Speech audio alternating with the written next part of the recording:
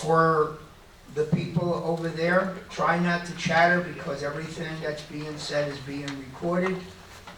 Today, you know Joanne Robinson is our treasurer. You have Martina from Seacrest, Diana Evans from Seacrest. You have Steve, the president of Seacrest. So you have Stuart, your vice president, and everybody knows those three individuals over there. They're the guys that we go to when we have a problem. And right next to me is Donald. Yeah. So Donald's Mr. Fix-It. All right. Why are we here? We're here to educate everybody on what UCO does, what hopefully Eva will be here. She'll go through what WPRF does. And today we have Seacrest here so that they can explain to you what they're doing. And the final section will be what your responsibility as unit owners, renters, officers, whoever you are, because this is open to everybody. So what is the mission statement of UCO? We oversee 5 major contracts. We're going to be following the outline that everybody got. We handle security, transportation, roads, cables, insurance. And why do we do that? Because in 1999, there was a contract signed by the majority of the buildings. It's called the bilateral agreement. If you're not aware of it and you want a copy, contact Donald, ucomaintenance@gmail.com, and he will send you a copy for your building. Okay. Once 75% of the associations of 309 signed it, that contract obligated all the associations to do that. In the office, what do? We do investigations, we do barcodes, gate passes, we notarize paperwork for the association. And we also monitor the UCO website, which is under unitedcivic.org. It's interactive. You can post things on there. Nice things will be answered. Bad things will not be answered. And Joanne is usually the one that monitors. The paperwork that we do is we do investigations for the associations. We do rentals and we do deed transfers. Okay? It is the responsibility of one of the officers to pick up those papers, and it's the responsibility of an officer to drop it off. Especially the renters, don't send a renter, don't send a realtor, because we're not going to accept it. It's the responsibility of one of the officers to do that. Also, we do not take cash, and we do not accept money orders. The check has to be made out from your association. Okay? Everybody understands? You can accept a check for your board, but when you come to UCO, you must have your check. Now, some of us get a check from Seacrest for investigation. If you do not have that check, you can still drop off the paperwork, and once the check is sent to you or sent to us, you can come and pick it up. You can pick up your investigation. So just because you don't have the check in your hand, we will still process it for you. Any questions on that? Okay. The way this is going to go, my presentation is going to be about an hour and a half. If you have a question to what we're discussing, great. If not, save it. And the last 30 minutes will be open. We'll try to answer as many questions as we possibly can. Why do you want to use UCO for investigations? Because right now we have people saying you can do your own investigation, it won't charge you $150, it'll charge you $30, $40, $50, $100. If you use UCO's investigation, which you're supposed to under the bilateral agreement, and we process it for you regardless of what the cost is, some of them cost $150, sometimes it costs more. If you are not happy with your returns on that, we will send it out to an attorney to give you an opinion whether you have the right to reject or not. That opinion is free. If you're not happy with what our opinion is, you can bring it to your own attorney who's going to charge you. Third part, if you get sued, if there's somebody that puts a claim in there because of discrimination, whatever you think it is, and we gave you an opinion, your deductible on your directors and officers insurance is $5,000. UCO will pick up that $5,000. If you do it on your own and you get sued, it's gonna cost you $5,000 right off the top. That's why we tell you, come to us. Are we perfect? No, nobody's perfect, but we will do our best to guide you in what you need to do. Century Village and the UCO office is divided into 4 quadrants. There are 4 vice presidents. Each vice president is in charge of X number of buildings. If you have an issue within your quadrant, call up. Whoever answers the phone knows who your quadrant VP is if you don't know it. If that VP is not there, ask for one of the other VPs. Sometimes we're in meetings, sometimes we're doing something. If all else fails, you can ask for me, and if I'm not available, you can ask for Donald. I can guarantee you that all 6 of us will give you the same answer. So don't go to all 6 of us, because you're not going to get a different answer, which happens. The one thing that everybody comes into the office, whether we try not to deal with renters, and we tell them that it's the responsibility of the owner to contact the board, okay? We will not give you legal advice. That's not what we're here for. We're not attorneys. That's up to your attorney to give you. In today's world, you need an attorney, and you would be surprised how many associations, as soon as Donald or I or Stuart says, you need an attorney. Well, we don't have an attorney on retainer. You gotta have an attorney today. It's very important.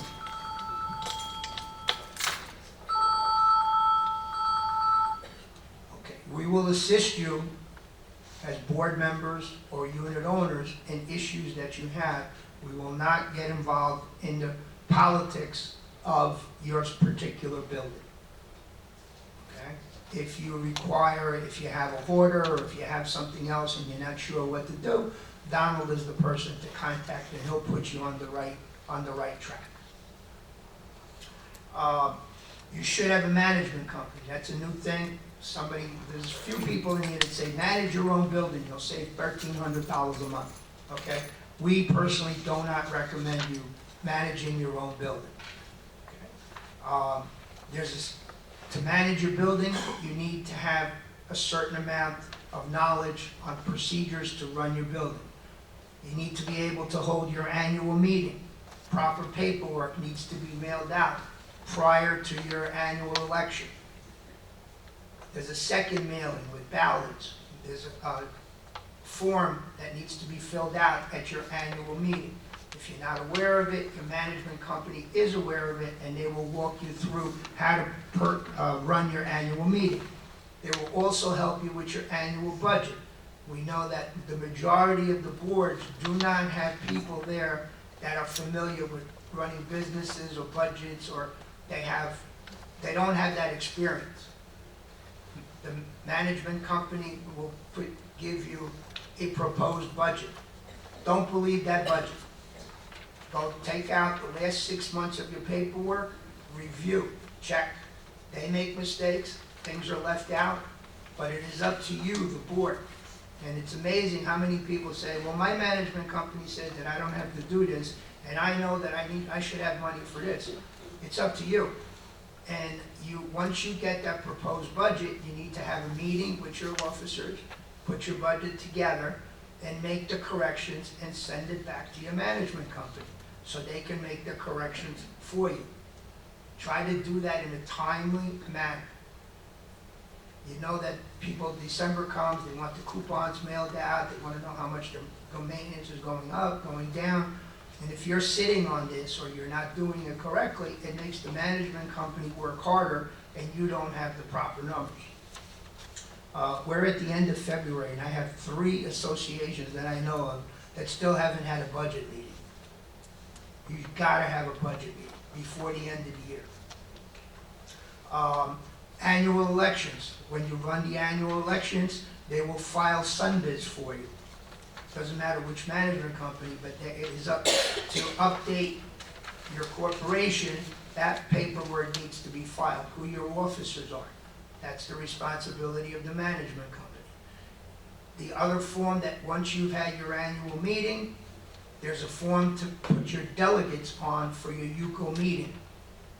That form is available at the front desk, needs to be filled in with alternate delegates, needs a corporate seal and a signature of the president of the building. You drop that off at the front desk, we date stamp it for you, and then we upgrade our records. Amazing how many people say, well, we don't have any alternate delegates, but we don't have, I'm the only person here, okay? You should have alternate delegates. There's a lot of people that don't live in the United States all year, or they're out of the state. There should always be somebody at the monthly meetings to represent your building. And just recently, we had an incident where somebody from a building came in and said, well, we never voted on the UCO budget.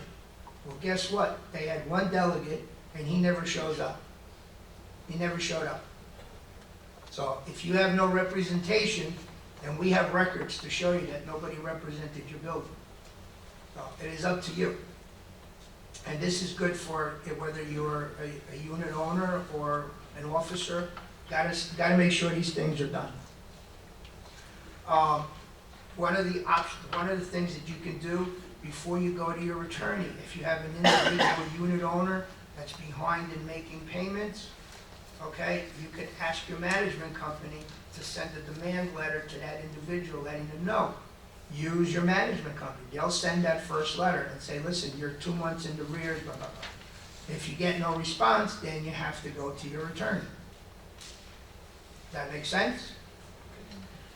As far as late people that are not paying every month, amazing how many associations have apartments that have 6 months, a year, 2 years, 3. The most I heard is, what, 10 years? Oh, yeah. 10 years. Never updated. Never updated their paperwork, people being behind, and most of you saw the grass growing in the middle of the living room floor, okay? That's the board. The board should be checking those apartments. And I don't have a key, doesn't hold water anymore. It's damage to your building, you got mold. If it contaminates the rest of the building, you're putting more of a burden. Plus, a lot of people are not sure on the budget. There's a line item that should be in your budget for people that don't pay. So if you have a unit owner that's 6 months in the rear, everybody in your building is paying for that person who's not making payments. You gotta stay on top of it. I give a perfect example. Patricia and I were invited to a condo for their annual meeting. Besides the different things that people didn't know what was going on, at one point, there was a discussion about a budget. Well, who's the treasurer? The man raises his hand. I said, well, didn't you look at your paperwork? Didn't you see the financials? He goes, I'm treasurer for 9 years. I don't have a computer. I've never seen a financial statement. And who are they blaming? They're blaming the management company. They're blaming UCO, except for the person who hasn't seen a financial statement in 9 years. And if you have a financial statement, sit down with your officers and review it. Make sure that everybody that's on that board should be looking at this paperwork.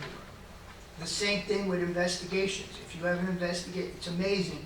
People come outside with a realtor or somebody, and outside of the UCO office, they sign the paperwork, it goes into investigation.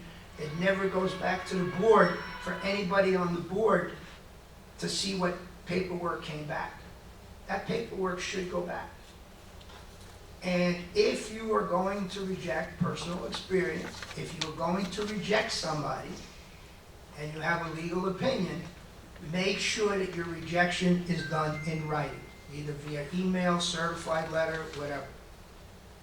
I personally got caught in a situation where I called the realtor and I called the owner, and it turned out into a legal case, and I couldn't prove, because I called them on the phone. So make sure whatever decision you make sure you have minutes.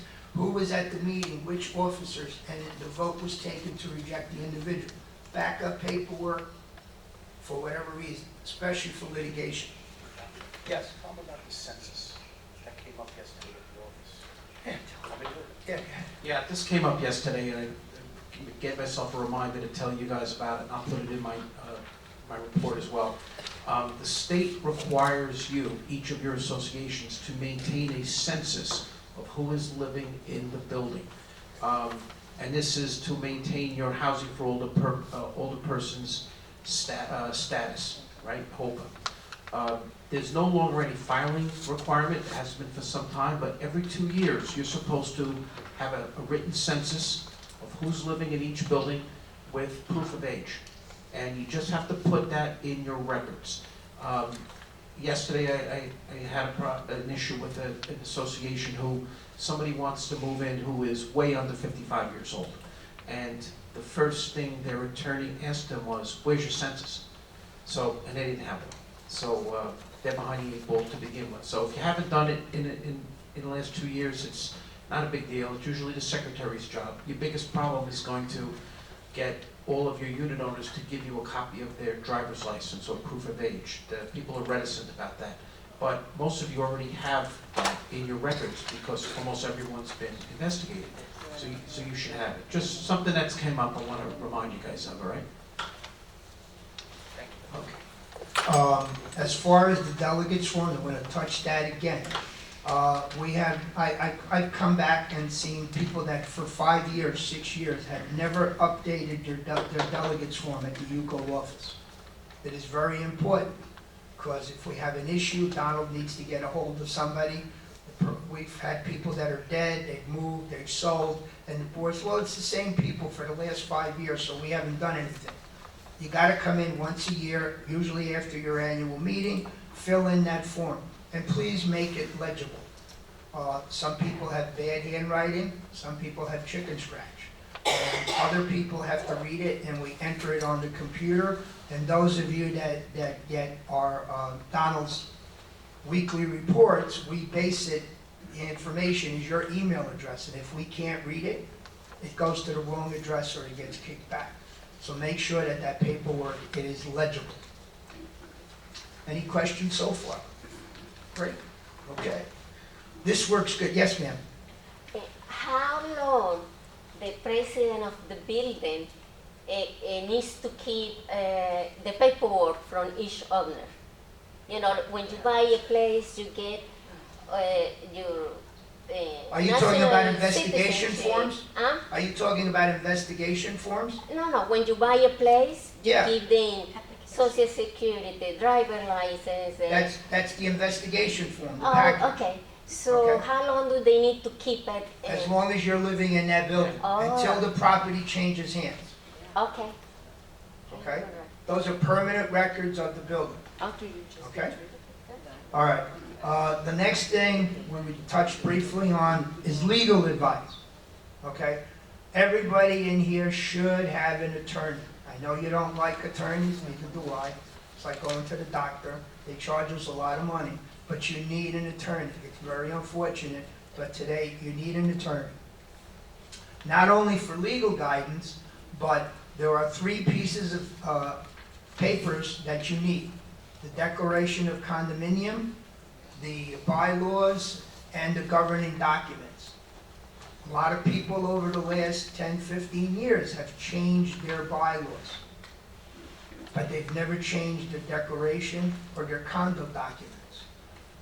People say you can't smoke. The biggest one is rentals. You have a building vote, no more rentals. And then somebody comes in, a realtor, and says, oh, but you should be able to rent. Well, we changed our bylaws. Well, they've gone to an attorney and they've checked the other 2 pieces of paper. And if those are silent, your bylaws don't count. It's unenforceable. The same thing with pets.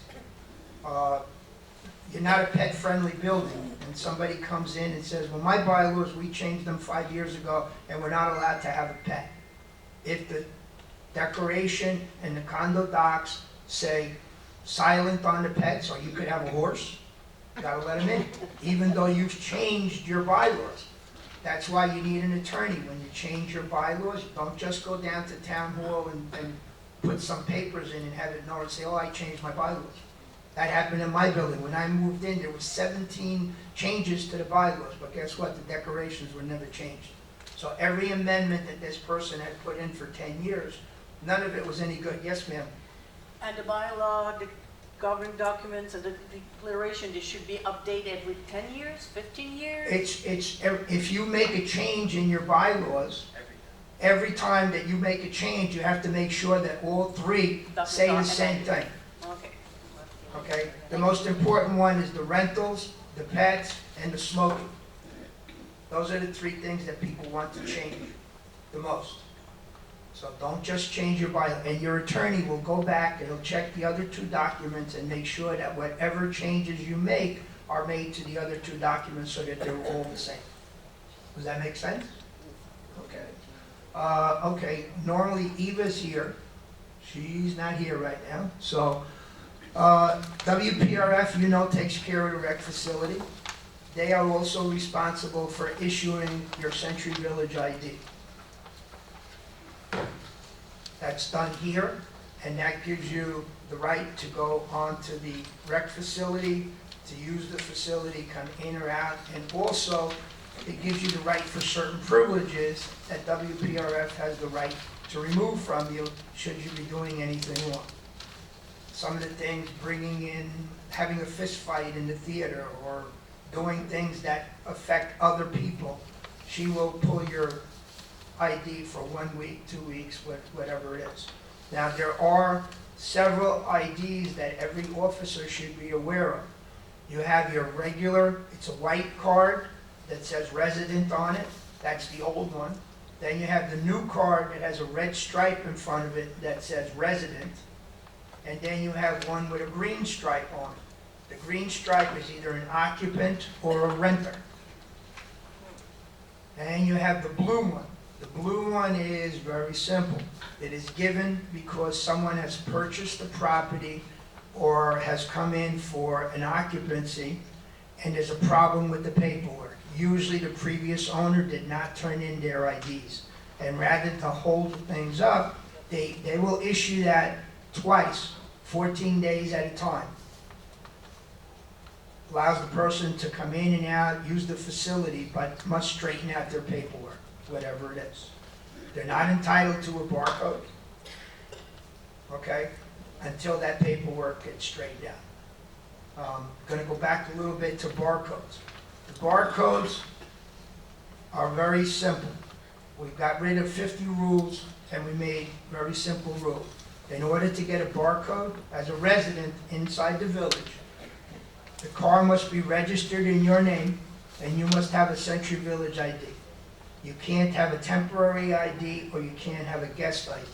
That's the one with the yellow stripe that gives you 1 week, 2 weeks to stay in the building. If you have a Hertz car, if you have a rental car, you're not entitled to a barcode. If you get a new unit owner that comes in, make sure that you explain to them, you know. I know that WPRF has a welcome package that they're usually given to unit owners when they come to get their ID. It's explained to them. If they didn't get it and they come to the UCO office, we will give them a package. And we try to update that package every year so that the most current rules, regulations are available to whoever the resident or the owner is. So, yes, Ken? On my car, my bar code, it works at the Haverhill gate, but Yes. not Okeechobee. Because Haverhill was hit by lightning last summer twice, and there's a problem with some of that equipment.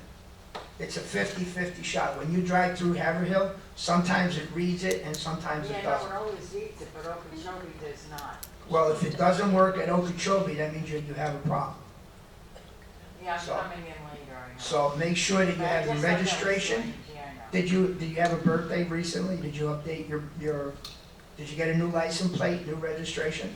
Not yet, no. Okay. Well, it could be too old. Could be old. Like me. Okay. No. I But did an update. It could be just an update. It needs people, I know people are telling me that we've never had to update this before. It needs to be updated with if you are a resident, it needs to be updated with your car registration, 1 year or 2 Yeah. years. I'm If coming you later. are an occupant and you have one, It goes with the date that your ID expires and with your registration. And it must be valid for at least 30 days. We had somebody there yesterday that is expiring in 3 days. Okay, and I'm trying to explain to the man, he goes, well, I sent out for my registration, I don't have it yet, but my ID is gonna expire in 3 days, so I need to be able to get in and out of the village. So, well, you gotta update your ID first, because they're gonna confiscate it from you.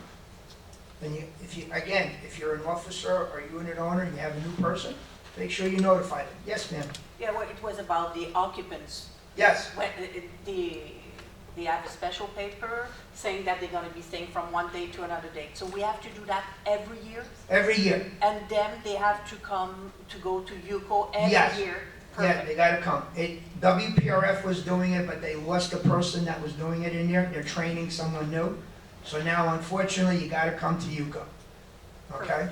And if it's a renter, you need to bring in a copy of the lease showing that it's been extended, okay, from this date to this date. And it usually takes a couple of minutes. They'll type one up and they'll give it to you. Perfect. Needs two board members' signatures and a corporate seal. Okay. All right? So, any questions so far?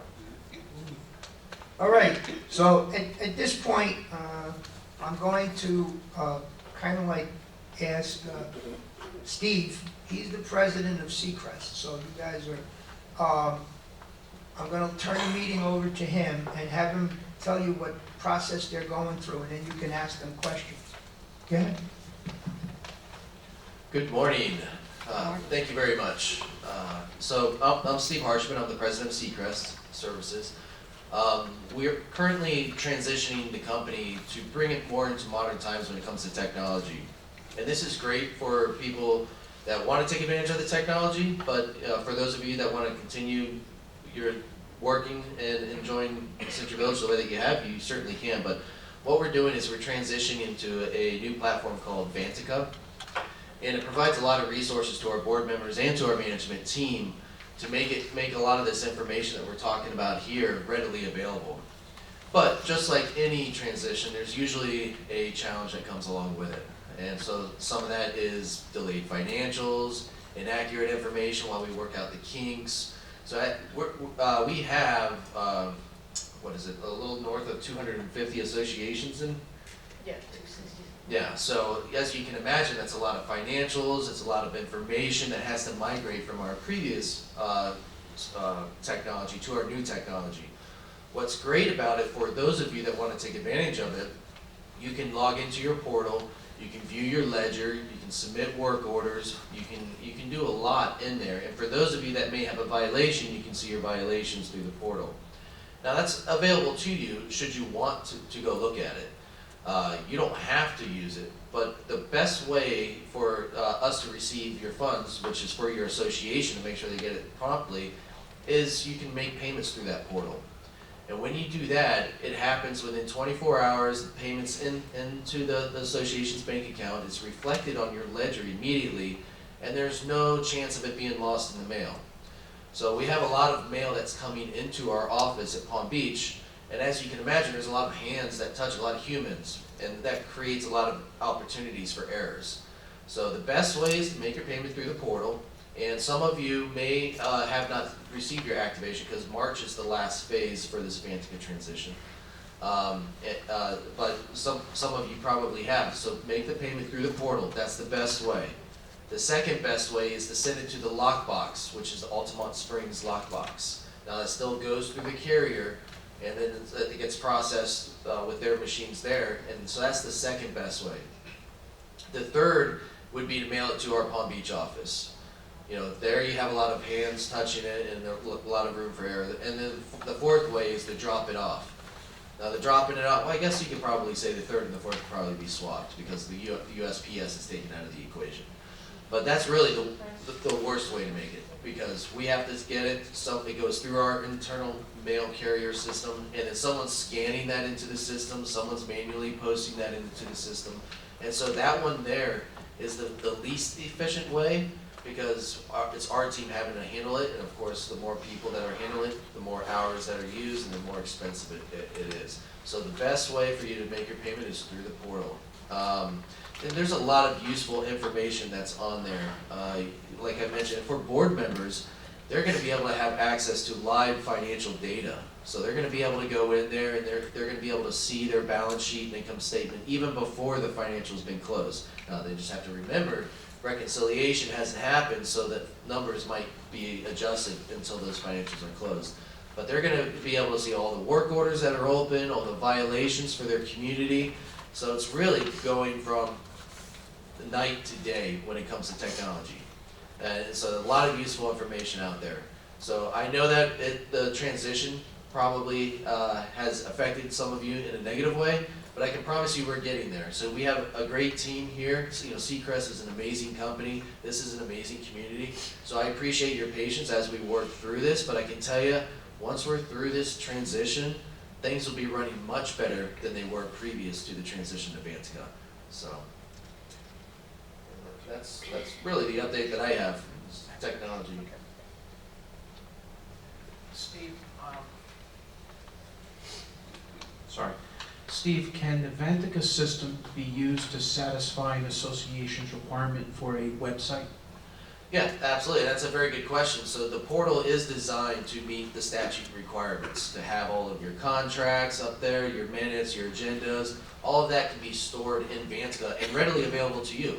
So what's great about it is, instead of you contacting your management team saying, hey, can I get the minutes, can I get this contract, can I get this financial, all of that will be readily available to you through Vantica at any given time. So if you want to get it, you know, and we do have a lot of board members and residents using it throughout the night, you know, after their midnight martini and they're getting their information. That's we have some of those. So it's readily available to you, so it should help you get information a lot faster. And again, we're not forcing you to use it by any means. If you want to still use the same process that you're using today or yesterday, you can still use that as well. Yes, ma'am. So Vantica is available to all board members or all people? So there's two different levels of access. There's the resident access, which everybody has. Resident, or all the owners will have access to Vantica. But the board members will have additional access, which means they'll get access to more financial information, accounts receivable. They'll be able to look at the roster for the community to see who's living in the building. So to your point earlier about having that census every 2 years, it helps with that process. So you can be able to see who's in your building, and we can even put in tags where you can say we have driver's license here, here, and here, and you can easily identify where you're missing that information. And you can store license and things in there? So there's secure ways to do that, yes. So there's different levels of access. You have the resident, the board, and then there's also the management side. So we use that to store documents that we use to manage your community, and that's not available to residents or board members. So there's 3 different tiers to that level of access. Yes, ma'am. Yes, me again. I don't know if I can direct this to you or maybe wait for accounting, but I've had most of my association, owners, either calling, coming to my door. They haven't taken out their money yet, secret. They haven't taken it out. I know they've been calling accounting, emailing people at accounting, and so I said they're a little behind. I said, believe me, they will take it out. So then it comes to, well, how many months are they going to be taking out for? So now they're saying, they're going to be taking out 2-3 months at a time. You know what I'm saying? Absolutely, no, that's a very good point. So I'm going to let Marty. And they're like freaking out, like, well, I don't know, I hope I don't use the money that, I set aside for the monthly that they're going to take 2 or 3 months out. It's a very good point. So Martina is, the manager of the accounting department. I'm going to let her answer that one. Okay, so good morning. Can I just ask which building this is for? Dorchester D. Dorchester D. So right now, there should only be perhaps only 2 months, which would be January and February. And we are working to post a lot of those payments. We're actually posting some today, and we're also gonna work and post the remainder by Tuesday. A lot of the delay not only had to do with Vantica and the integration, also with the budgets. So if we didn't have approved budgets at the time for us to start to pull the funds out, we had two choices. We either pull out the 2024 fees, which I think some of the boards may have received an email from Sandy. She's the one that assists with the budgets. So if you didn't get a reminder about your budgets and that you need to have them in, as Fausto had mentioned before, if we don't have those in, we're not able to pull the correct fees for the year. But I'll reach out to you, I'll take your phone number and reach out to you this afternoon to check on your building. Oh, okay. Go ahead, ma'am. Yes? Yes, I would like to say that this whole situation has caused absolute chaos in my building.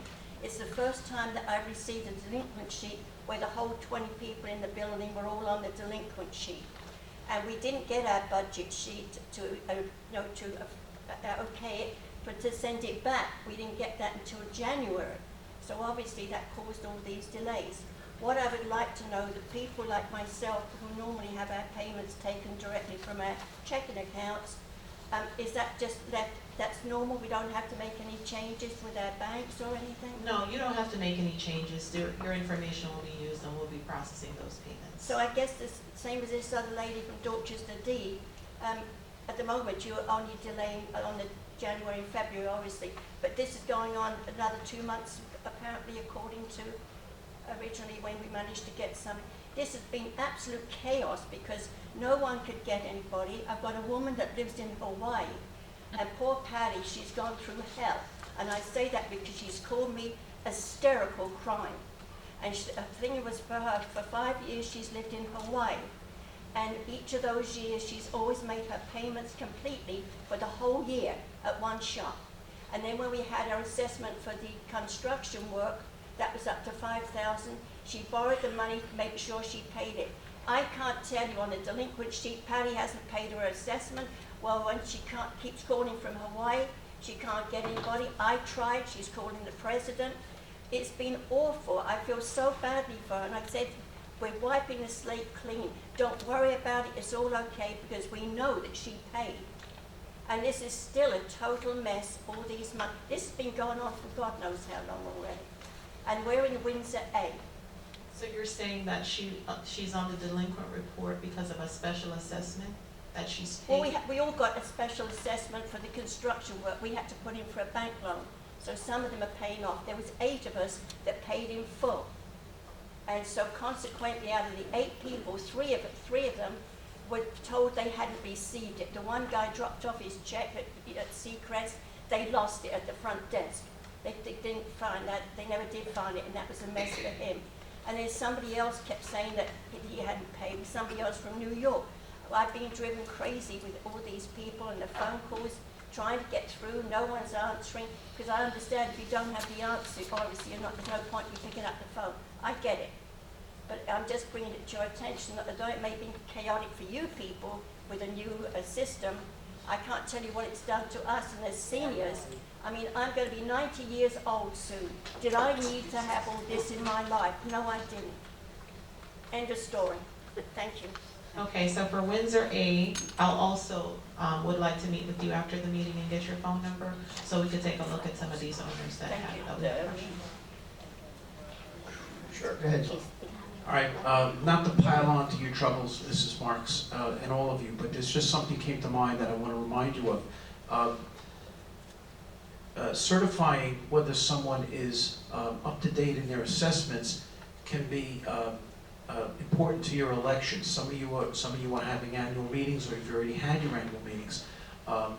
And if a person is not up to date on their assessments, they're not eligible to serve or run for the board. So if that does come your way and you do see, please be double sure. Call Seacrest and get it in an email that they're certified and they're up to date. Just be very careful with that, okay? Thank you. That's come up recently as well. Thank you. As far as phone calls, I have to tell you that we're getting a lot of complaints that people are leaving messages and no one's getting back to them. could you set up like a hotline with somebody when somebody calls, that they would have one individual to handle it, that they can actually talk to a person, not a machine, and take all their information? It might be easier to do something like that than to say, leave a message and nobody gets back to them. And we're hearing that more and more every day. Yeah, Martina, are they taking advantage of the 888 number? At this time, I'm not sure that they are. I think most of them are probably going to different extensions, and it might not even be for the people that know how to transfer those.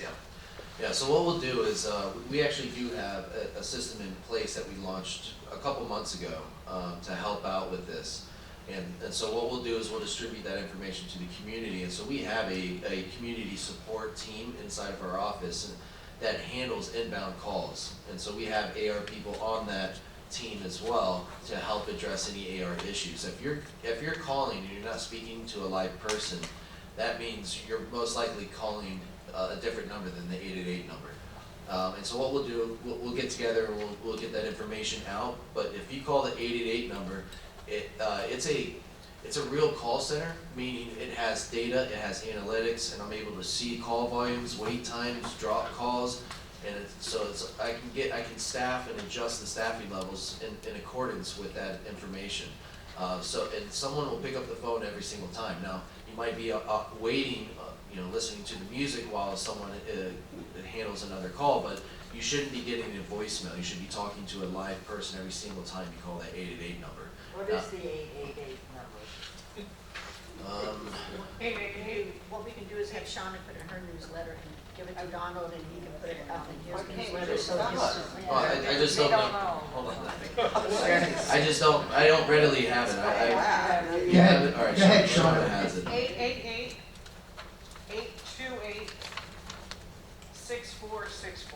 Thank you. And as Diana just said, it's actually in our weekly update that goes for our board members under the customer service portion. Oh, I have to work there. 828-6464. Yes. Okay. Don, can you make sure you put that in your weekly report? Yeah, we'll make up a bar graphic. Right, and we'll put it up on the TV screen. Right, that there's now a direct number for Seacrest for inquiries. Yeah, we created that because of situations like this. Like we identified earlier on that communications, especially during the transition, there's a huge influx of communications because of the AR discrepancies in the reports, and that affects the residents. And so you're talking about thousands of people trying to call and get resolution. So we created that team and that number so that way it streamlines it all and we can manage it a lot better versus everybody calling Sandy to get answers about their accounts receivable issues.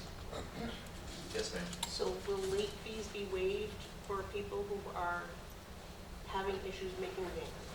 Ultimately, that's a board decision, but it's our recommendation, yes, that for 60 days-ish, depending on what that looks like, could be 45, it could be 75, but typically our recommendation is for 60 days that we're waiving late fees for those people that are most likely late due to the transition.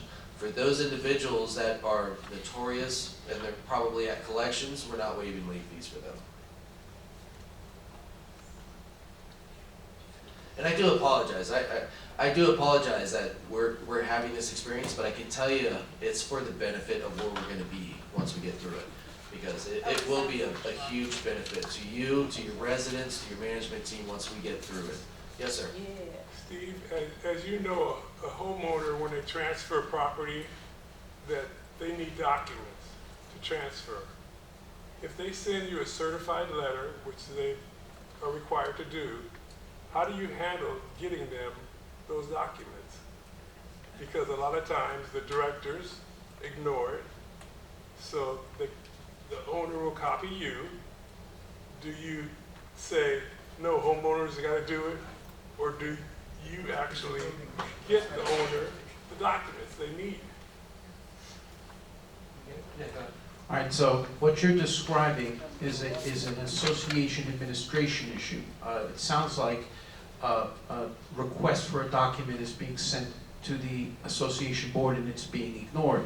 And copy Now, the property in the case you're describing, the manager has been CC'd, which puts the manager on the books as having received the records request as well. The manager can lead the horse to water, but they can't make the horse drink. Shauna or Craig or Matthew is gonna contact that board, and they're gonna get it on the record that they need to respond to that records request in a timely manner. But they can't make them do it, and they can't respond to the records request unilaterally. They need board permission to do that, okay? So the owner can't sell? Well, that's a legal question, obviously. Yeah, I mean, it also sounds like you might be referring to an estoppel request as No, well. There's financials, Yeah, there's I mean- articles, there's rules, there's. That's all, It's all the- yeah, and that's part of the estoppel request too, that you can get documents like that for your closing. Right. Yeah. Well, all those records are available through the legal system, the court system. Most attorneys or title companies, or if you have a good realtor, they will go online and they will download that information, assuming that the owner doesn't have it. They're just being lazy. Yes, So- ma'am. So that, What? you're saying the association and the property manager, Well, nothing to it do is with it? I'm gonna touch that as we get into the last part of this program. I'm gonna cover that for you. So if you just hold your questions for a few more minutes, okay? So just real quick, you know what also fixes that? Vantica. So moving to the technology, all of that information would be readily available to you, so you won't have to necessarily put in a records request. Yes, ma'am? I was wondering if you was referring also for the bylaw or, All of them. we all gave a documents to every unit owner in 2019 when we do it. I have the impression it was to the owner to keep a copy and give it to the next. It's not for us to print In a a copy. perfect and world, give. yes. Okay. But I- if it's referred to I- that, let board me- can help, but it's not responsibility of the board. Yes, they are. Hey, well, let me finish, and we're gonna find out that you are responsible. Yes. Okay, so we're going to that, now we've told you, if you guys, do you have any more questions for Seacrest right now, or can you hold on for a few minutes? And I'll be available after the meeting too, Okay, so. yeah, I we're can not answer running here, questions. and we as officers of UCO, being aware of the issues that we're having, that's why I reached out to Diana to please come down so that you can actually talk to the people and let them know what your concerns are. And hopefully it'll be straightened out shortly.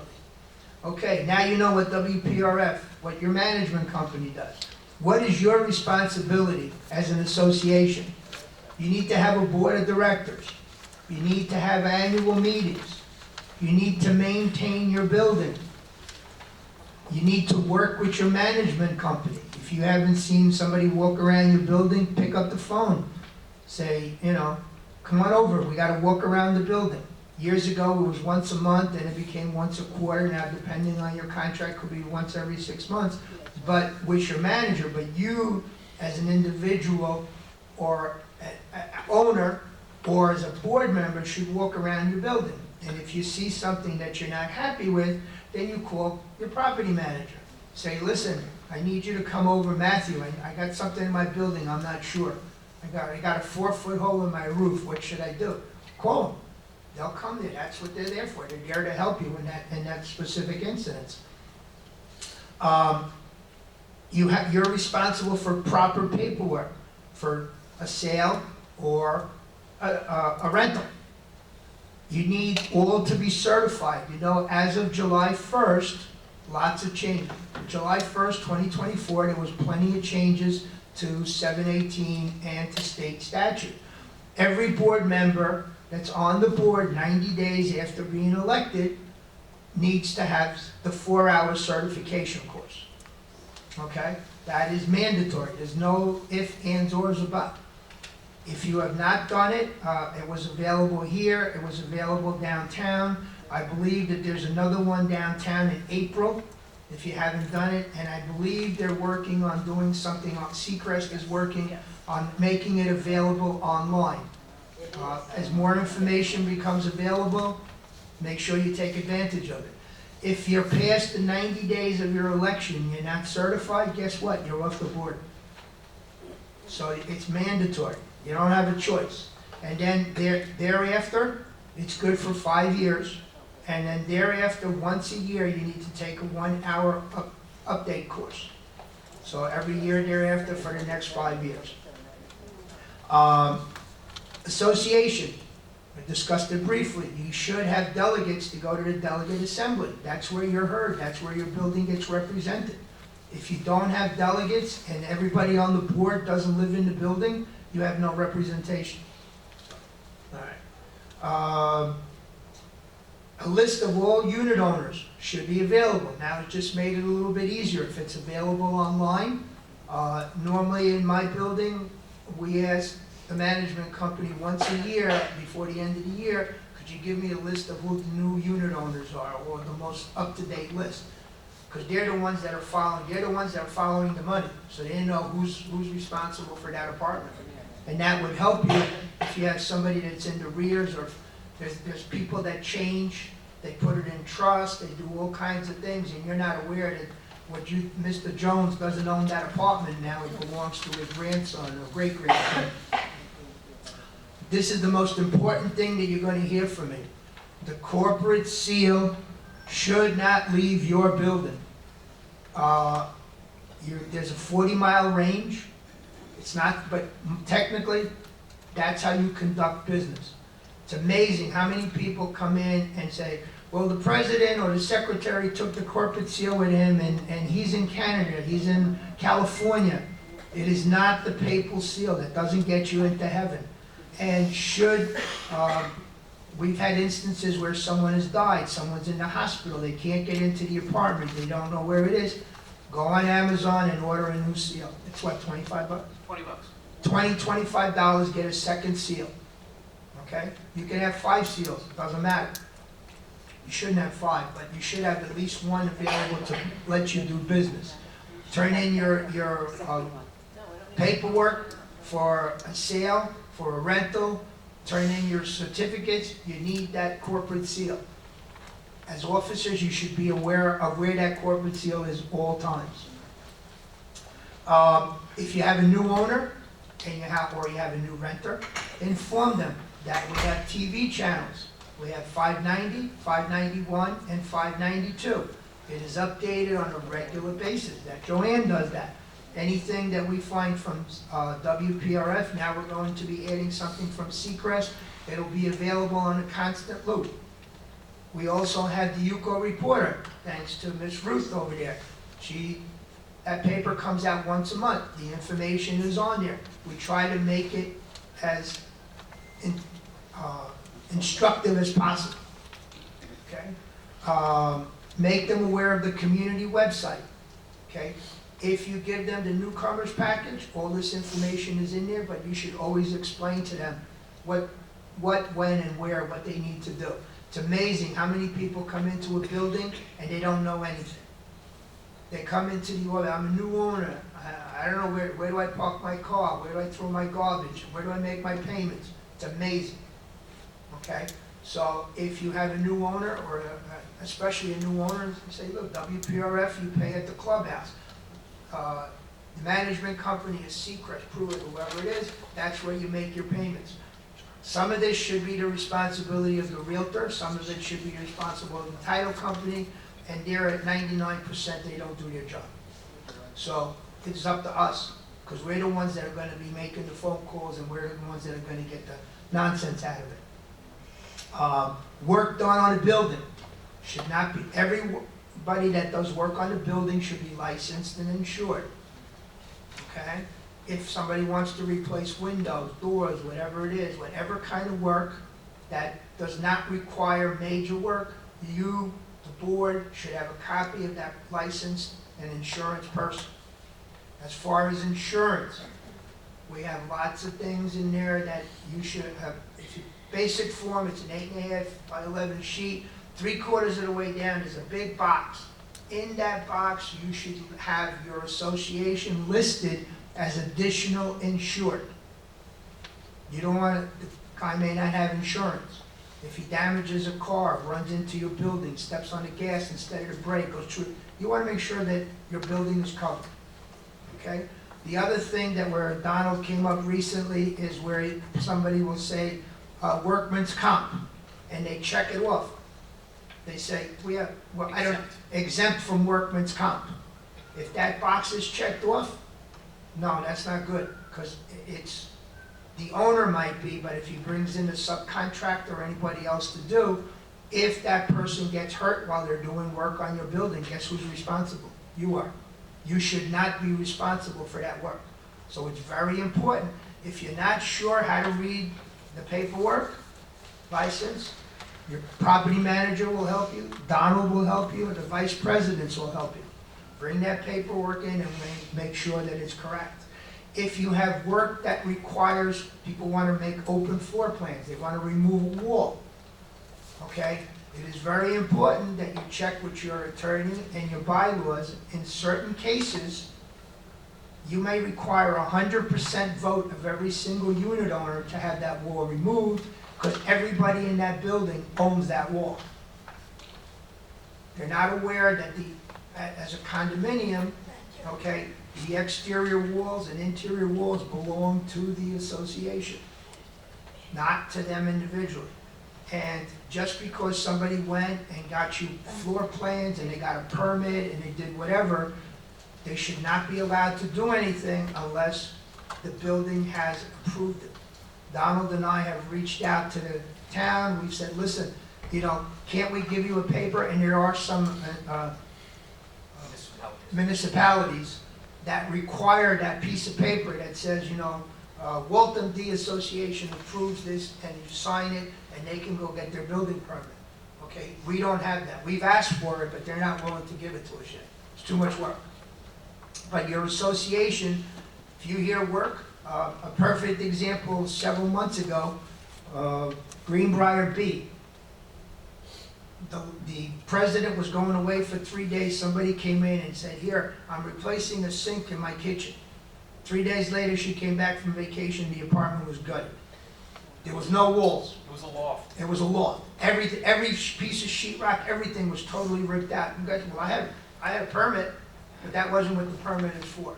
So you need to stay on top of it if you're an officer, or if you're a unit owner and you hear working and banging and whatever going on, notify somebody. Okay? All right. Any questions on that?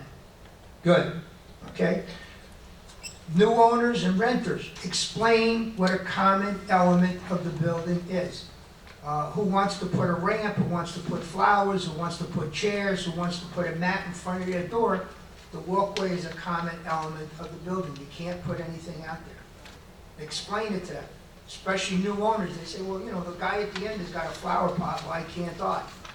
That person is probably the president, is at the end of the hall, but technically there should be nothing there.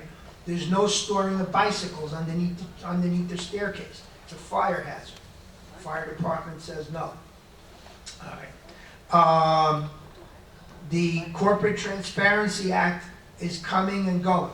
That should have been filed already. That's where you list with the Treasury Department who the officers are in your building. It's been on, it's been off. If you have not done it, do it anyway, because it might come back. It's back again. It's back, yeah, excuse me? The Transparency Act, the BOI. That's where you were supposed to have filed who the officers of your building are.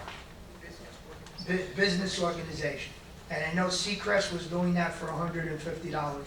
They were filing for you. If you have not done it, do it. Just let Seacrest do it for you. Yeah, just don't do it yourself, because there's an issue that if you do it by yourself. Okay? The last one, which is going to answer your question, sir, and your question. As of July 1st, 2024, any building that has 25 units or more now has to have a website. On that website, you should have your documents, your anything to do with your building, any permits that were given out, your financials should all be on that website. Part of the July 1st, 2024, an officer of the building, if they are requested for paperwork, bylaws, articles of incorporation, you can't say we had a fire, but I don't know where they are. They are now responsible. You, as an officer, must make sure that that paperwork is made available. My personal opinion, Within if you 10 have, days. huh? Within 10 days. Yes, right, 10 business days. If it's available on a website, and whether they're saying Before July 1st, it was 150 units. It went from 150 to 25. Okay? So chances are that sooner or later, everybody's gonna have to have a website where all this information is there. My personal recommendation is, if you don't have a website, put one together. For those of you that are 3 stories and above that have more than 25 units, you have until the end of this year to put that website together. So we are saying. Put it on there, make it very simple, it's available, it will be available and it'll solve a lot of the issues that you have, you know? Do they know what needs to be on that website? There's specific things that are required by statute to be on there. Do directors know? Well, they should know, and if they Please don't, train them. yeah, they should know, yes. Yes, ma'am. Didn't you mention before with Ventica, it will not prevent, but we could use that instead of having our own website? Yeah, By law. that might be available, but you should have your own website. If you have 25, you must have your own website. Okay. Because I don't think they're gonna put permits on there, I don't think they're going to put any paperwork that's specific to your building. Okay? Thank you. Yeah. Yeah, so the portal does satisfy the statute requirement, however, just by having the portal doesn't mean that you're in compliance. So those documents will have to be uploaded into the portal to make it compliant. So just by having the portal doesn't make you automatically compliant with the statute. It needs to be, all the information needs to be submitted into the portal. But if we have 3 levels of access for people, maybe the board can put them for their unit owner of each association, or it'd be too much paper for you guys, I don't know. I mean, we would have to come up with a plan on how to address it, but board members currently cannot upload documents into the portal themselves. Oh, okay. But that's a very good point. I mean, I could take it back to Vancom, maybe there's some exceptions to that. Because if it's only permit that we have to put, it's not that many documents. We're lucky we're 24. We don't have to do it, but I'm talking for other people. And that link be put on to the portal? The other way around, actually. So if you currently have a website, Vantica link can be added to your website. So if you currently have a website or a landing page that houses a lot of this information, you can just add the link to Vantica on your website. And if you need to do that, then just let us know. We do it all the time. Does that answer your question? Partly. Okay, well, my personal recommendation, you should have your own specific website that's available to the people in your building. Okay, and also the question is, if a new owner, somebody wants to buy, they want a copy of the bylaws and stuff, you don't have to go running around. You point that person to the portal, or the actual owner, say, go to the portal, download those documents and give them to the buyer. That's what I think should be done. I- They should have access, but still. You know how you can take the horse to water, but you can't make them drink? Yes. But as long as it's available, like I said, as of July 1st, you can no longer tell somebody that there was a fire and all the documents have disappeared. You have to give it to whoever asked for it. You have to make them available. Yes. Okay, you don't have to give it to them physically, but if you bring them to the website and say it's all on there, that satisfies, right? That satisfies the statute. No more Okay. talking to realtors. You don't have to talk to realtors if you have that information. Right. So I do have to confirm, I absolutely agree that associations, the best practice would be for them to have their own website. And there's many reasons for that. But to have your own website, you as board members then would have a lot more access as to what you can and can't do with that website. But it also creates, you can have your email addresses. I mean, there's a slew of things that you can have that's more specific to your association. So the best practice is absolutely to have your own website if you can do it. And yeah, and then have the link to Vantica for all the Vantica needed items. Thank you. Okay. I'm going to move on now. I'm going to start with Donald, our property manager. I'm sure he's got a few words to say, and you can ask him questions if you have any. I can't imagine anyone saying Donald has a few words. I got a few. Just some updates, guys. Next Thursday, The Board of County Commissioners is going to make a final decision on the 100-bed drug rehab center that's been proposed for the property adjacent to the Norwich section. UCO is providing bus service to the downtown meeting. If you want to be on that bus, just give me your name and I'll put you on the list. There's no limit. If you can't come, ask somebody else to go. More the better. We're trying to create a presence at that meeting. I've been asked about what's going on with the La Quinta Motel, the proposal to convert that into a county-owned homeless shelter. That's what I'm going to call it. There is no new news. It's not on any upcoming agenda of the county commissioners. They will make the final decision. We just keep looking for the agendas, but it was not on the February agenda. Finally, on the 7th of next month, March 7th, after the delegate assembly meeting, the entire Palm Beach County Planning, Zoning, and Building Department is coming to see you. We do this once a year. They have a representative from every department, code enforcement, zoning, contractor certification. They'll all be there to give you a briefing on what is required of you, what's required of the unit owners, and what they're required to do for you. They answered a lot of questions at last year's meeting, and they stay late. They'll sit and talk to you individually about what your issue is about unauthorized construction, or hoarding, or all the things that you need to deal with being on a board. And then, of course, Mark Friedman is continuing to give his series of classes here at the clubhouse. The schedule is outside. It'll be up on community media soon. Those are very useful classes. The more you go to them, the less you're in my office or Shona's office saying, what do I do? Because you'll know. All right? That's all I got for today. Do you guys got anything for me since you got me? No? All right. That's great. Got a good crowd today. Yeah, thank you, Bye. Sure. Seacrest is going to be doing a board certification class soon. Shauna will have it in her weekly release, or you can reach out to the managers, I'll have the date. Also, going forward with the Vanica, we will be putting together a few workshops where we'll do them either by Zoom or bring out a team, and you guys can come in and we'll set and go through the Vanica one-on-one with you to help you navigate the system. So that's being in the works, and we will notify you by email when we have something set up for you for that. Please, can you do it Zoom, because all our board members were snowbird. Yes, we realize it's getting, because the last phase is getting ready to go in, so it won't be finalized through March. So yes, we'll be doing some Zooms. Thank you. Joanne, would you like to say so? Our treasurer wants to definitely let you know that. Thank you all for being here.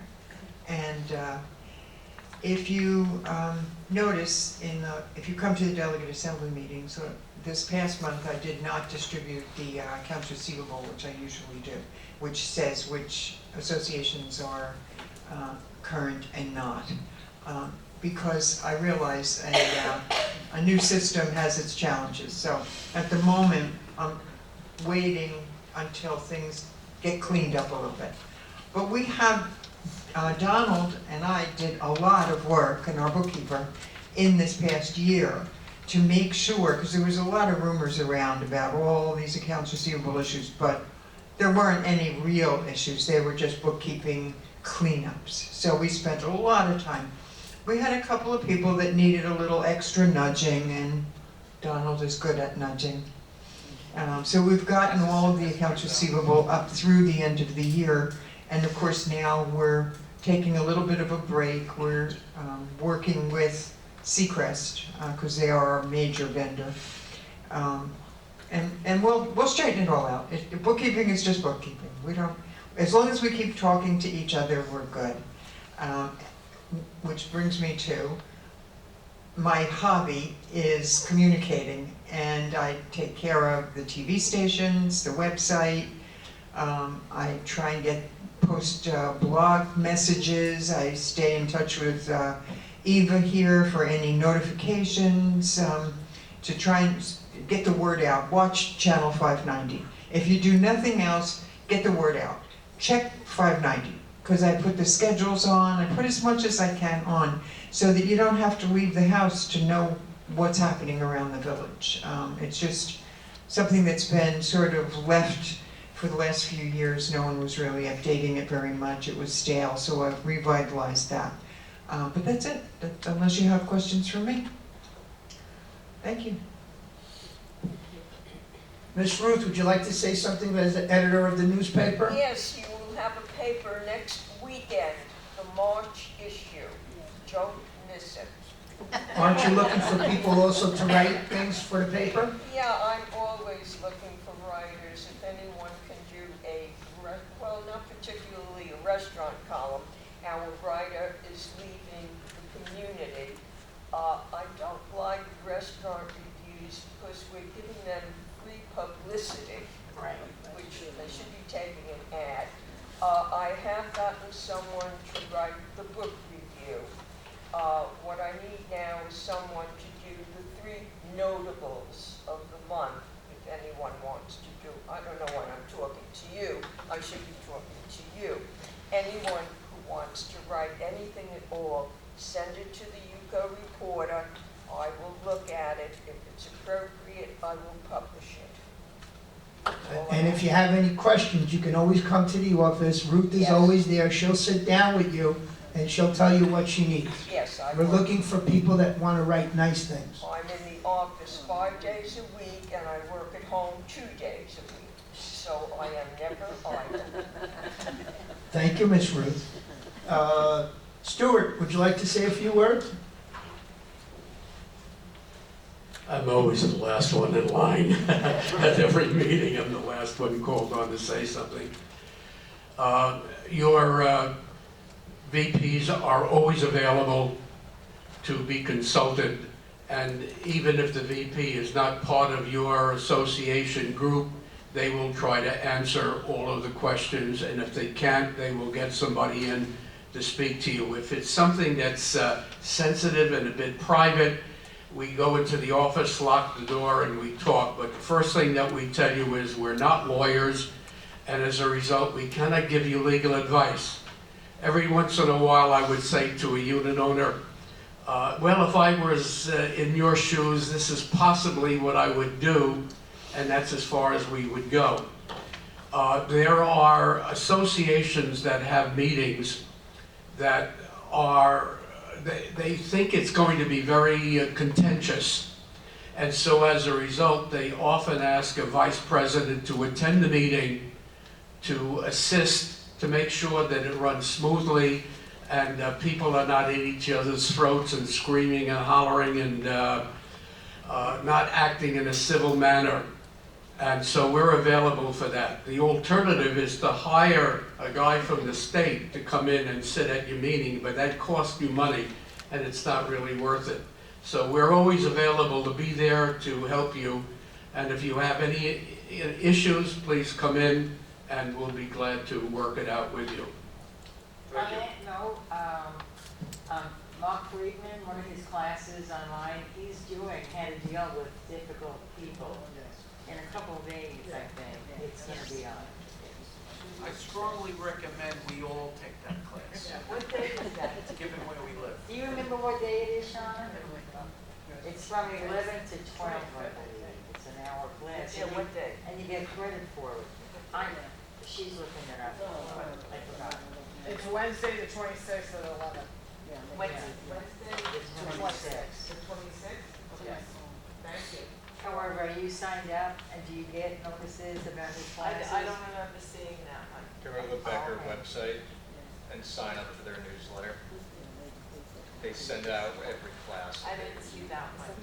We have the schedule posted in the lobby. Talking about difficult people, I just wanted, being on the board and everything, how often do we get to go into condos to check? If there's an absentee landlord and there's a renter, how often do we go into the condos to check? Are we allowed to do that? All right, almost all of our documents allow the board to enter with reasonable notice any unit for purposes of inspection and without notice in cases of emergency. An emergency is fire, flood, or blood, right? Smoke.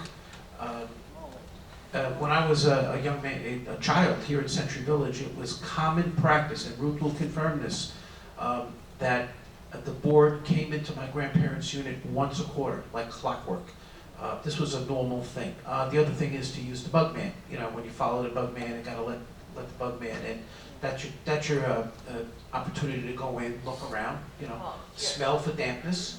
But I always recommend that you set up a procedure so that nobody can say you're going into people's homes, singling them out. Create a procedure. Once a quarter. Well, you can head off so many bad things by a regular inspection program. The problem is that your unit owners aren't going to like it. They see it. Listen, 40 years ago, my grandparents hated it, right? They didn't want people in their units. But it's a necessary function of being on the board, as long as you're doing it evenly and reasonably and the same for everyone.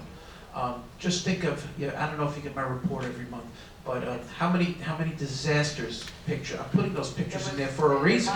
In my association, there was a disaster. Look at Coventry H, where they didn't do an inspection for 2 units for over 10 years because the unit owners wouldn't give keys, and there was a leak all that time. And this is complete destruction. They have to rebuild the 2 units on the end of the building. There was grass growing in the carpet on the first floor. It was an absolute disaster. You really want to consider getting in there on a regular basis. All right? You guys agree? Shouldn't there be two? Shouldn't there be two? They didn't have a key. We had a problem and, we couldn't get in there because locks had changed so many times. We got a locksmith. Good. Moved that lock, got keys for it, and, the family wound up paying the locksmith fee. Exactly the way it's supposed to be done, Rhoda. You need to have access. There's a lot of reasons why you need to have access to those units, but the biggest reason is your documents required, right? Am I wrong, but you need 2 board members to inspect? I would always say 2 people. And anytime you're talking to someone in your building, nicely or for a reason, you should have 2 board members there. Thank you. Okay? One of the things that if you're having issues with your building or you want to have a meeting, annual meeting or organizational meeting, whatever you want, the UCO office has a conference room and it's available to you. You need to contact Shauna, one of your property managers, and Donald to make arrangements for that room. And we require to use our building, to use our conference room, which, by the way, I think you guys can agree makes for a much more business-like meeting. Yes. We require you, Cam, to be at the meeting. All right? That makes sense? Yes, Okay. yes. There was one other thing I was going to bring up, but I forgot. Do you guys have questions for us? Yes, go ahead. Quarterly meeting. Yes, that's what I was going to talk about. At Snowbird, we're Yes. here 4 to 6 months a year. Quarterly doesn't mean I've got to do one 4 times a year. One each quarter, but I believe that Zoom is part of that. Yes. You can do it via Zoom. But the problem is, we do have 2, 3 people who don't have internet, and we must offer them a physical place. But can we just tell them, go see that person, she's got internet? Whatever arrangements you make, your responsibility is to have 4 meetings a year. Period. Okay, period. Where you have them, how you hold them is strictly up to you. Okay, so we don't have to have a physical place. Yes, you must have a physical place to have the meeting. You're going to have 4 meetings a year now. 2 of them you're already having. One is your budget meeting 4th quarter, and the other is your annual meeting 1st quarter. You need to have 2 regular meetings, regular board meetings, 48-hour notice, posted, the whole 9 yards, and you have to have a physical place. In your case, it would be the UCO conference room, which we have Zoom. Your manager would be there, and whoever can be available to be there physically. It's gonna be the manager, okay? And everybody else will be on Zoom, Okay, right? yes. Yes, Michael? So just verifying, those quarterly meetings only require 48 hours notice? Regular board meetings, you can have as many regular board meetings as you like. have to have a 48-hour notice requirement, posting and, you know, however you guys send it out, whatever your procedure is. Your budget meeting requires a 14-day advance notice and 60 days for your annual. Donald, I heard that the annual meeting doesn't count. Oh, Yes, Yeah, it no, does. that counts. It does count. Yes. The other thing that you want to use your management company for is to post your meetings. Make sure that you know that you posted correctly. Some you need 48 hours, some you need 10 days, whatever it is. Make sure times change. Your property manager will help you with that. Also, one of the things that you have, I know that I'm preaching to the choir, but just to be on the safe side, there's no such a thing as a private meeting. If the board meets, it's a meeting that's open to everyone, except if you have an attorney that you're getting legal advice for.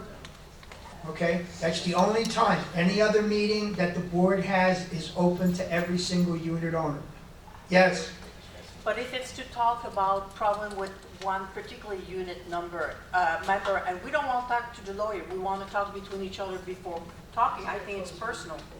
If there is a quorum of the board assembled in any place discussing any board business, that has to be a noticed meeting. If you guys are sitting in the Golden Corral talking about the condo, because what else do we talk about when we go out to dinner? You're having an illegal board meeting. All right? Gotta be careful. This just happened yesterday with me and Shauna, an association. I don't believe any of the representatives from there are here, so I can talk about it behind their back. They had their meeting, they had their annual meeting. It was very nice, and they had it in our. But then afterwards, the 3 new board members stayed late after their organizational, and they were talking about, you know, obviously reserves and board business. You know, they were planning out their year, really. Shauna and I both had to come in and say, guys, please, no meetings after the meetings. Be very careful with that. You know, all it takes is one of your unit owners to observe and hear this, and now you got a problem with DBPR. Nobody wants that. Right, guys? Yeah, go for it, man. To clarify the quarterlies, the only thing the statute requires is the opportunity, and it has to be an agenda item for unit owners to ask questions. That can be any meeting, the annual, the budget, or a regular board meeting, as Donald and Fausto were saying, which is posted simply 48 hours prior to. So yes, your annual counts, provided you put it on the agenda, which if you have us send it, we typically always have that on there as the template, or your budget meeting, and we can add that on if you want to give people the opportunity to ask questions. If those meetings fall in 2 separate quarters, as the way it's written, January, February, March, so on and so forth. If you have a meeting in March, and following meeting in April, that, as far as we're concerned, and I've spoken to attorneys, counts as 2 quarters. So the key item is the agenda, which is the opportunity to ask questions. Special Yes, sir. assessment 14 You days. had a question back there, sir? Sir, you had your hand up? I had, Oh, okay, I'm sorry, go ahead. so, a meeting that would be discussing investigations is open to everybody? Yes. There's no such thing, there are no exceptions. There's only 2 exceptions, and that's not one of them. Just to give you an idea, my wife and I are both on the board because there's not enough people to be on our board. Drives my wife insane when she asks me questions about Chatham business, and I just walk away like I didn't hear her. She goes, but I don't want to talk about it. We'll talk about it at the meeting. That could be tough, you know. It is tough, but my husband's on the board. There you go. so I mean, you guys are in the same boat. The discussion about board business belongs at a board meeting. It's that simple. Yes, ma'am. Okay? Yeah. So the quarterly meetings, so we set a place, and so say the people out of town, if I send them an email asking them, say, tell them when it is and have them send their questions, is that all right? Yeah, I think you would ask Shauna to set up a meeting at the Yuko conference room. She'll schedule it. Joanne sets up the Zoom credentials for Oh, you. we have to do the Zoom, You don't have to. Before Zoom, there was this. We used to put the phones on the table. As long as everybody could hear each other, right? That counts. I mean, they had, they have to all hear us? I mean, I don't quite understand. Right. Yeah, everybody has to hear each other, as if you were all in the same room. Right, geez, okay. You know, this is what the Sunshine Act and open meetings are about. You know, board business and open board meetings, no secrets. All your meetings have to have a physical They location. had a physical location, but And you have to and be. then you can have the option of having it virtual with Zoom or maybe set teleconference.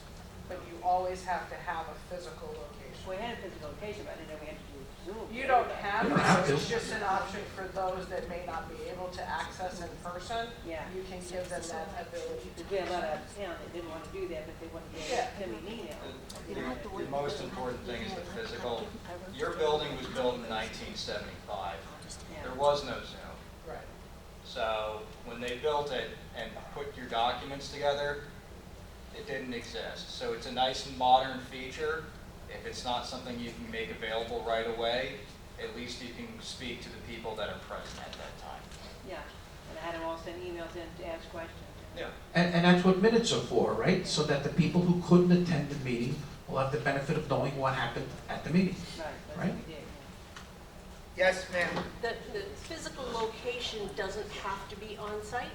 No. It can be the person giving the meeting? Inside of 40 miles of the building. Okay, and that's something. Thank you. Yeah. Question? Yes, ma'am. A question. On the new website, the Secrets, you have all the address of the owners of the association. So can we just send a notice, the 48 hours notice from the website? You still have to post it. Okay. You still have to post it on the bulletin board. Oh, okay. Can Me we personally, invite when I have to do mailings, I use a letter service called LetterStream. It's you know, you just load in the PDF, out it goes. I don't have to lick stamps anymore. It's getting easier and easier to communicate with the board in a lot of different ways. The point that we're trying to get across, there's no secret meetings. Whatever business gets conducted, unless you're talking to your attorney, is open to every single unit owner. And that's one of the biggest complaints that we have in the, well, our board met and we didn't know anything about it and they did this, this, and this, you know. Our building went from white to purple and we hate purple and nobody told us. You gotta tell your people that are in your building that you're having a meeting and what you're going to be discussing. Yes, ma'am? In our annual meeting, we say that we have things that we'll be doing. An Painting, agenda. building, agenda and everything, so people could participate. But after that, we have to meet and say, you're gonna call that company, that. So we still need to have people, Well, if you're gonna go out for bids, yes. so we do have to do a meeting and let people know we're gonna You- call such yeah, and such exactly. company. And the biggest one is painting the building. You'd be surprised. The board, 3 people on the board love pink and the other one like plum. Yeah, but And- that's in and- a bylaw already, that nobody But can you, make a you decision need for to a have homeowner. participation from all your unit owners. And you need to notify them that you're having a building. That's why we're here. This is what we're trying to tell you. Things are getting tougher and tougher. WDBPR has been hiring 75 additional people that are going to be looking at your association and your business. And if you're not doing the right thing, they're gonna come knocking on your door. We're trying to prevent you from having that knock to come on your door. Yes, ma'am? What are they looking for? They used to look for violations in fraud or elections. Records, votes, elections. Right, those are the 3 things. Now they're open to complaint. I have a president on the board, I've asked him, I want to talk about whatever my problem is, and he doesn't want to hear it. Or I've asked him for help and he won't help me. They will now, are gonna come knocking on your door if you get enough violations. They may not come on the first one, but if they get 2 or 3 unit owners that all call about Mr. Z, and Mr. Z is not being compliant, or we've had associations where the building has had structural damage, and the board refuses, the president doesn't want to hear about it. if they call and it's a matter of life or safety or something, they're now going to act on it. You know, they were given a budget and they were given that they could hire more people. Yes? So what do you do if you find somebody that's not fixing something and they refuse? Make sure you put it in writing, ask once, ask twice, ask for a meeting, and at that point, if you get no response, then you come into the office and we'll give you a form to fill out, to send to DBPR, and you say, look, here's my email, I contacted the president of the building, my soffit is falling down, and the man is doing nothing at all about it. And then you send it forward, and they will hopefully act on it. I think we discussed this earlier, you and I. At UCO, we have a DBPR form called a Uniform Complaint Form. And you fill that out, and that's what you mail to DBPR. In the past, you got more traction on a complaint by couching your complaint in terms of elections, reserves money, or records requests. But I understand that the net is widening on what they'll act on. We'll see. Let's hope so. Yes. Any other questions? Come on, guys, this is your chance to ask questions. How do Did- you sure. motivate people to be on the board? I'm sorry? How you bribe them? Get them drunk. She asked, real how good do and we drunk. motivate people to be on the You board? wanna know how to motivate people? Are you a good cook? Invite them over for dinner. Announce that you've doubled the salary for the board members this year. What do you want? Sir, did we answer your question back there? Yes, sir. Okay. Educate the directors. Well, that's what we're trying to do. That's why we're here. And we're here to, we try not to walk away from anybody. Unless you ask us a legal question, we're gonna try to answer it. Or if we don't know the answer, we'll try to find it for you. Thank you. Okay. You know, just to make a comment, Sure. there are people in my association that have lived there even longer on their units, longer than I've been there. Longer than you? Huh? Longer than you? Yeah. And I got three people that think that when they, first of all, they don't know the difference between WPRF and Seacrest. So they say, you know, the bigger amount of money that we send they think, I get it. They think that money comes to me. Oh, you don't? They think we get it too. Rhoda, you know how you answer that question? When you make I'm an idiot, that's how I am. No, Rhoda, you gotta say, who do you make the check out? Do you make it out to Rhoda, or did you make it out to somebody else? Dorchester, it goes Dorchester. Well, you're not Dorchester, you're Rhoda. So you say, unless you make the check out to me, it doesn't come to me. It's okay. You think it's okay? Are they meeting with the new people that come into the building? Well, these are the old people. They've been living there. These are the people that have been here for 20, 30 years that think they have all the answers. You know, but again, if you educate them, try to educate them. I educate Again, you can have, if you want to have a meeting of everybody in your building, have it at UCO office, bring them into the office. We'll sit down, just like we're doing now. Put something together and explain the rules, regulations, and what's going on. The people in this room have a little more common sense than what I gotta deal with, so I've had enough. I can say that about the people that walk into UCO too, you know? Every day. Every day. Every day. Yes, okay, come on. Wow, we have a tough crowd. John, you don't have anything for us? Don't get me started. No, I was just looking at your list, and you start with security, transportation, go down the way. Talk a little bit about security. When you got a problem, 911 handles your problem. You got Okay. Security is. Good point. Go ahead. We get a lot of, hold on. We get a lot of people that say, well, I saw somebody doing something, so I called security.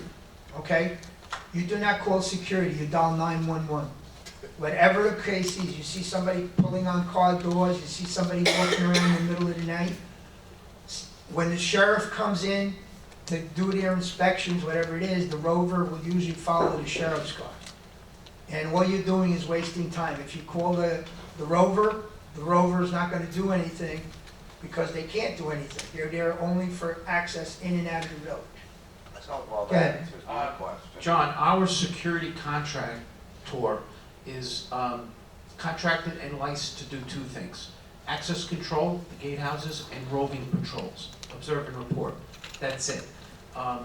It's very common here in Century Village, people don't want to call 911, they don't want to give their name. So I'll call security and let security call 911. Doesn't work that way. You can't do second-hand reports. Just call 911, don't be afraid, all right? Well, they're here. And then by all means, let security know, let me know what you saw, because we want to know. And I want to take the pictures and put it in my report so everybody can see it. But 911 if it's crime, okay? Well, Yes. About a week ago, somebody knocked on my door at 8 o'clock at night, which nobody knocks on my door that late. And Lives to tell the tale. I didn't open it. I just opened my louvers and it was locked. And I said, "What? Yes."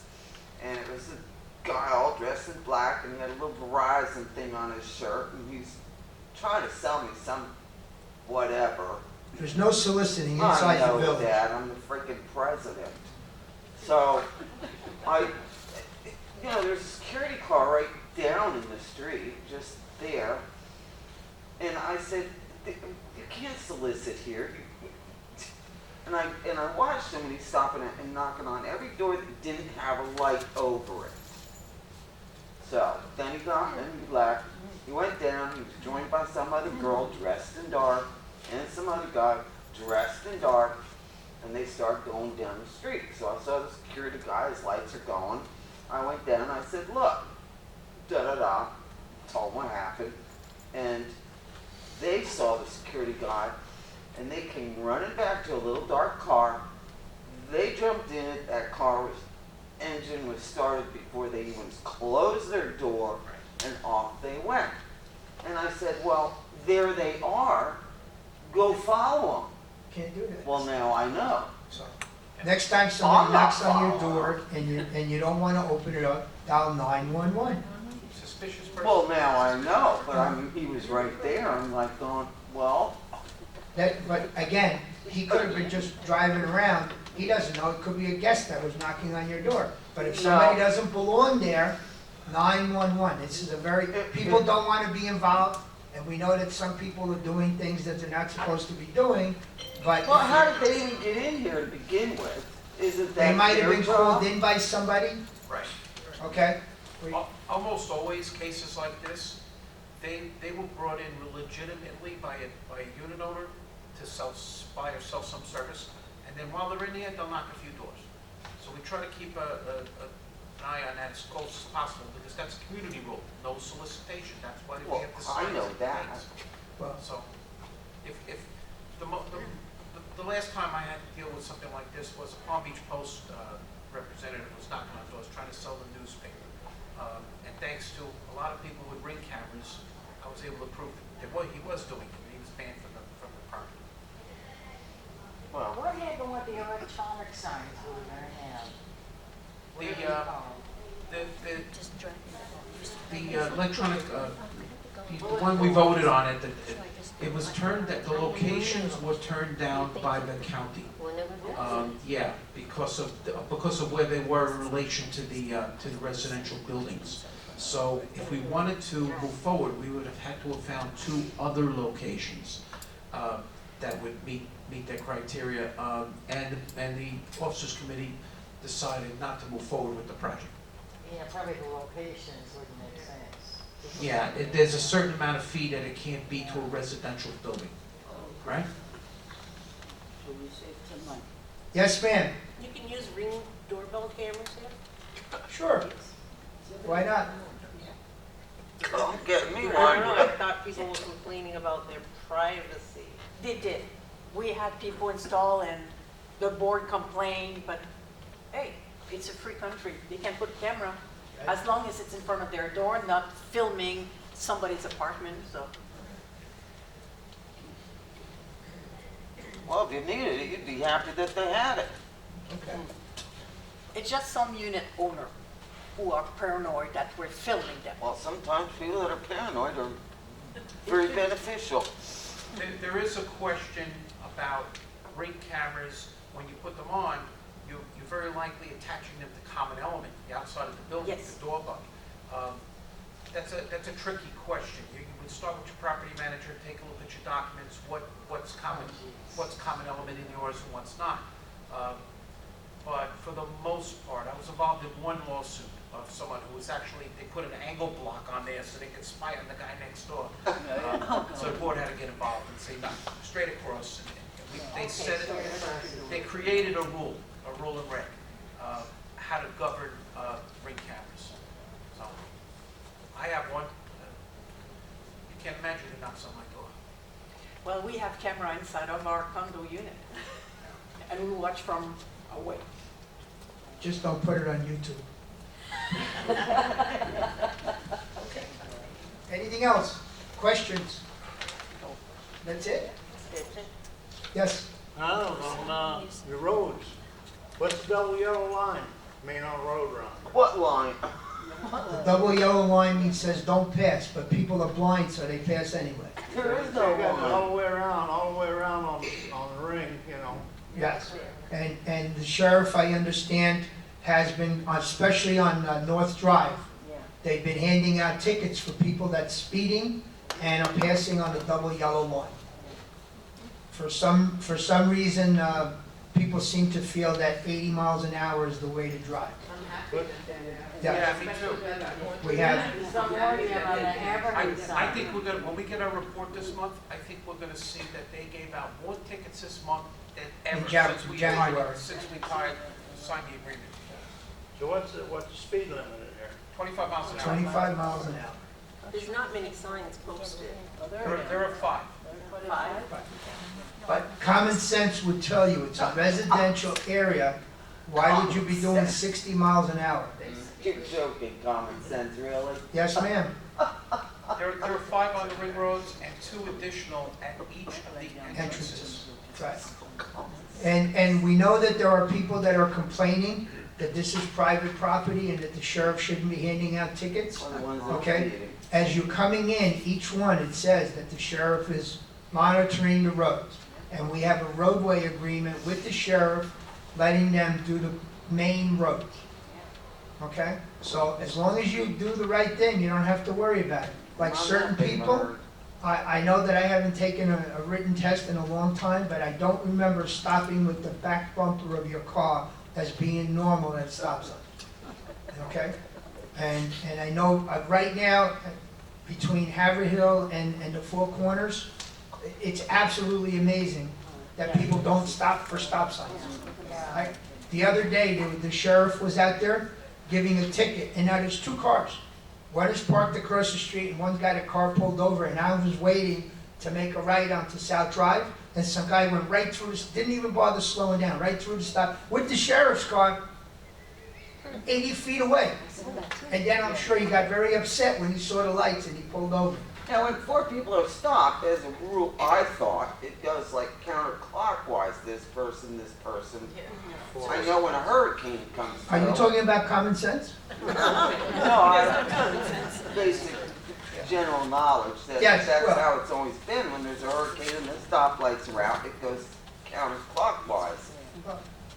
Just be mindful, we we don't want to see anybody get a ticket or going through a stop sign, right, Donald? Donald got a ticket. I got snagged for going to a stop sign that I helped install. It wasn't even a California slide or anything. It was a solid slide. $6. Somebody called him and it was an emergency, and he was on his way there, and he forgot to stop for the stop sign. There are common sense things. We've had the county put in stop signs.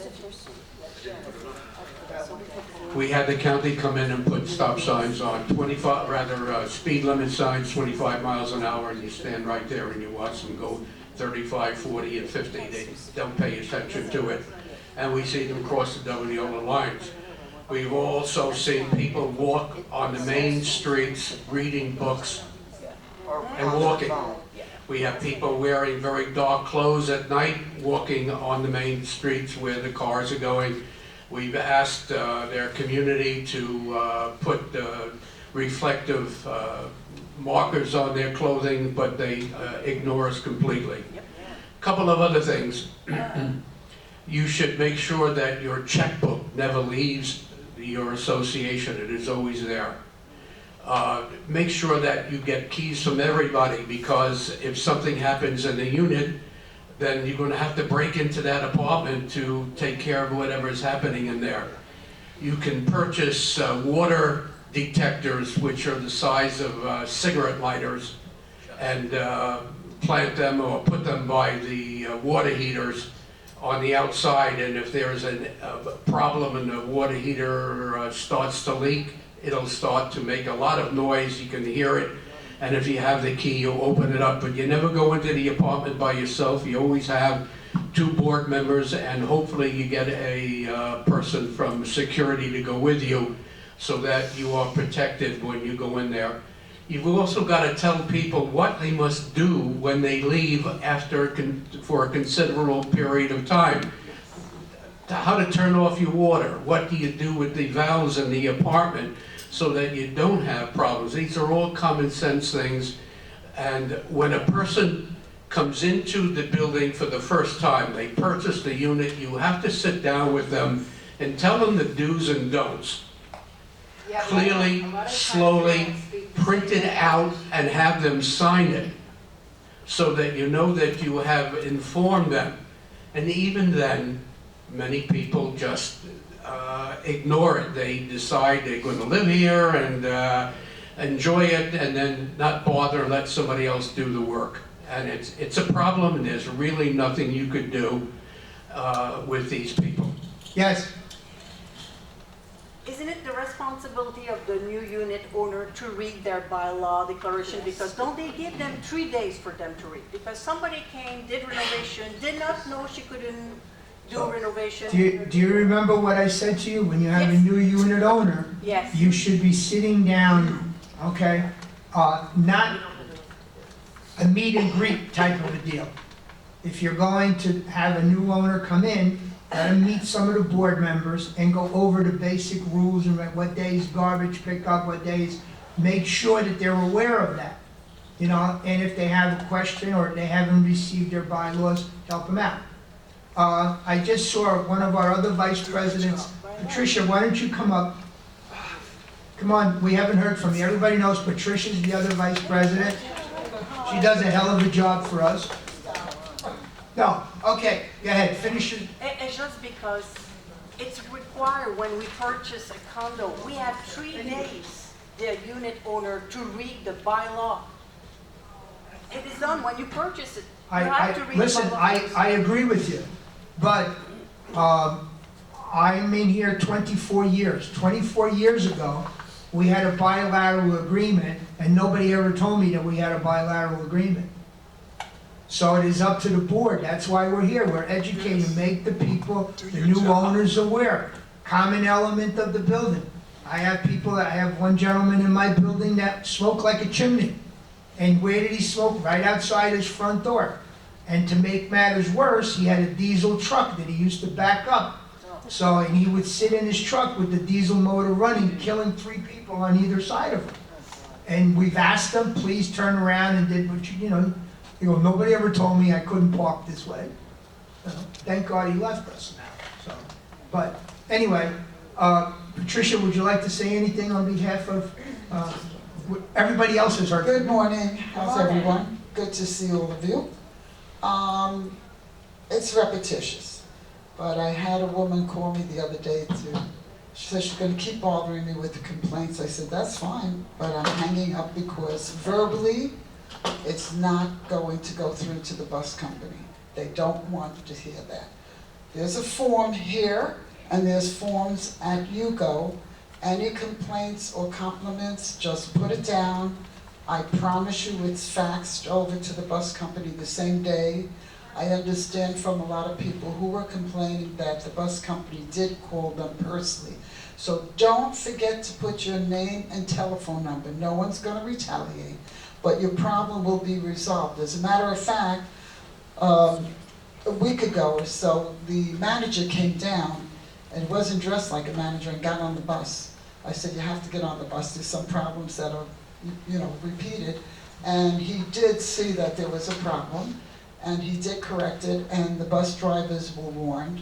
Some get fired, some get notices, and if they keep doing the same thing over and over again, they're fired. So please, if you have a complaint, don't tell your friend.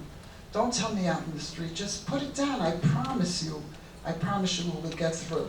And don't ask me for any more stops, we overextended. We're way beyond what the contract called for, and that was very kind of them. Other than that, you have any questions, whether I'm your quadrant vice president or not, I'm available, and I'll help anyone. God bless you. Thank you, Patricia. People have been asking about a shredding event that we have once a year.